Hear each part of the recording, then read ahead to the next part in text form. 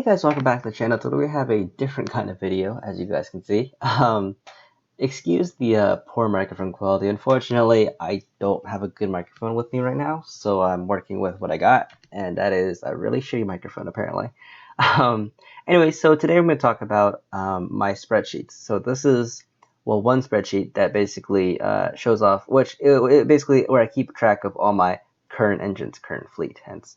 Yeah, so this is basically a spreadsheet that keeps track of all my engines that I own, how much I paid for them, what still needs to be done, and what I have done already to them, and also the engines I've sold. So yeah, let's get started. I'll begin by just quickly going over with the rows, and then I'll go over the columns.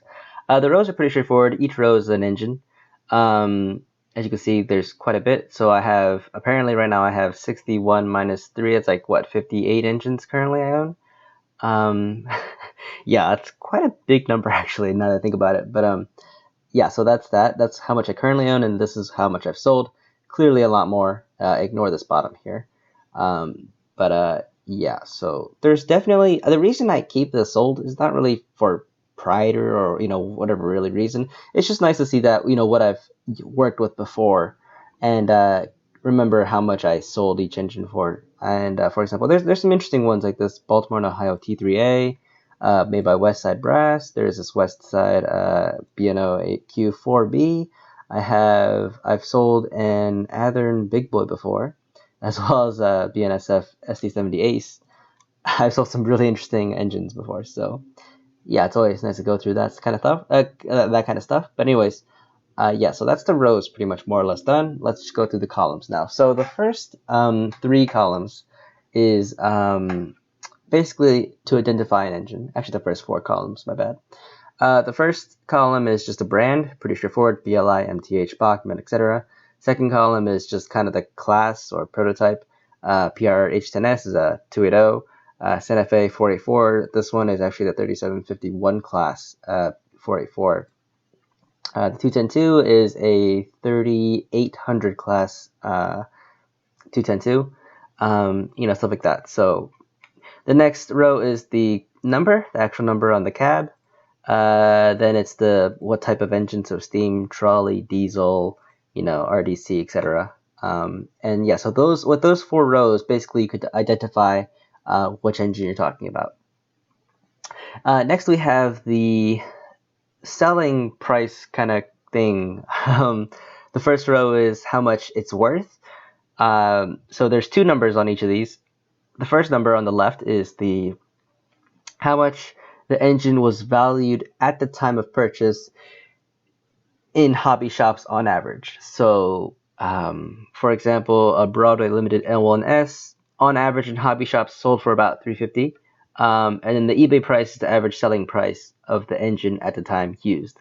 At the time I bought this, it was the L1S was just released. This is one of the few engines I actually bought new. At the time there was no used engines I could really base the value on. But yeah, so I paid $325 with sound. I bought it new. So this is the sale condition. I said that this is actually how much I paid for.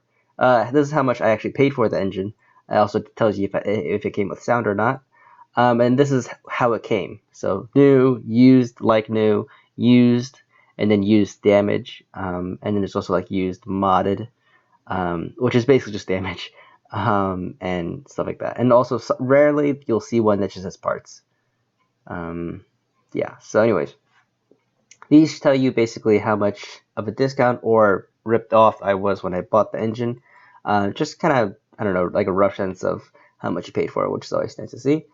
And yeah, so next up is these rows or columns here. These basically shows you how the engine works. So the first one's mechanism, and so yeah, all these columns. Let me explain real quick. If it's white, or if it's unfilled like these, it means that it's not ready. It's not. You don't get a green check mark from those. And if it's green, it means that it does have the green check mark. So for example, mechanism here. If it's green, it means that it runs to my liking, to my standard. If it's white, it means that it doesn't operate to my standard. So, for example, this Mantua 040 still has an open frame motor. It has really loud plastic gears, so therefore it doesn't operate to my standard. because it's loud and noisy and draws a lot of current. And green means that it basically runs fine. There are a few exceptions here, like the light green, which is basically good enough. For example, this PRR H10S has the encoder that's inside the motor is kind of loud. It makes like a really high-pitched whine when I run it, and unfortunately, I really can't fix that unless if I want to buy a new motor somehow from BLI. So that's just good enough. And yeah, so that's mechanism. The next one's detail and paint. Again, white means that it's either unpainted or it's unsatisfactory, and if it's green, it means it's good. In this case, these Bachmann K4s don't have the proper cab roof and tender deck colors, and therefore they're white because they're although everything else on them is painted fine.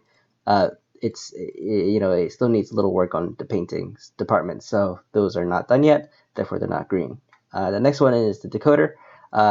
White means no decoder. Well, no decoder. Or basically white is unsatisfactory. So in this case, this engine here, this is my first ever engine I own. That's the reason why it has no decoder, but it's green because it's to my satisfaction. Other decoders, like for example, this Pure Marquette 284, it's orange because it has a decoder, but it's not a good decoder. And obviously, green means that it's good. So yeah. Next up is lights. So these, if it has no lights or if it has incandescent lights, it's white. If it has LEDs and they work, it's green. Simple as that. Yeah.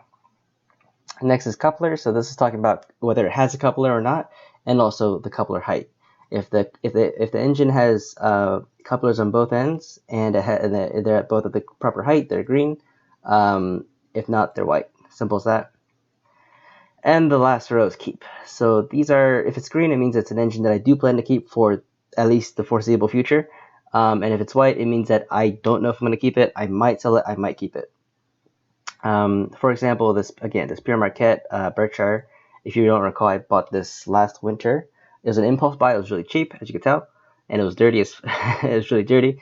I wasn't planning to get one of these, and the fact that I did, but I really do like it. Like I enjoy running it, so therefore, I might keep it, I might not, but it doesn't receive the green as far as I care. Yeah, and so basically, if all these rows are green for a certain engine, then the entire row becomes green. That's the reason why some of these here are green. Yeah, so it shows that like a lot of my engines, they're done. There's no more work that needs to be done to them. But yeah, they're perfect. They've reached perfection as far as I care. Whereas other engines, they're missing one or two things. Like these Bachmann engines just need a little bit more paint. Other engines need a lot more work, as you can tell.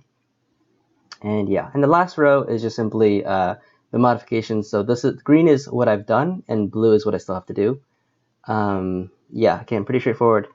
Certain engines I have done nothing to them.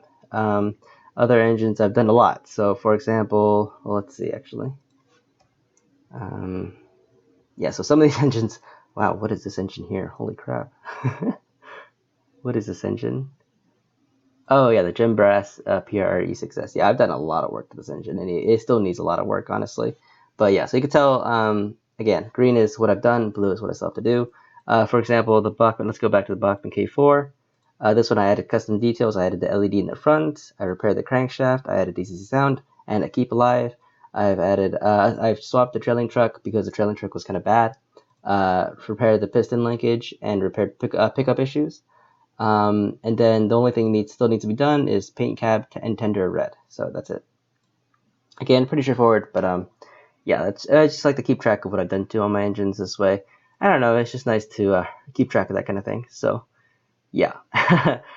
Anyways, so yeah, that's pretty much it. I'm not gonna worry about the sold section, but it's nice to do that kind of thing, and you can compare it with like, I don't know, you can just compare it with stuff like that, and just keeping track of everything, knowing all your engines and what still needs to be done. I could take a quick look at this and go like, okay, this engine still needs this to be done, and these still need to be turned green. So it's just nice to have everything in one place, and yeah, because after you get more than say like 10 engines, you start to lose count of what still needs to be done with each engine, how they run, and all the problems that come with each. So having one place that has all the information at once is really nice. So anyways, I hope that was helpful. If you have any questions or comments, please comment down below. And otherwise, I'll see you guys next time.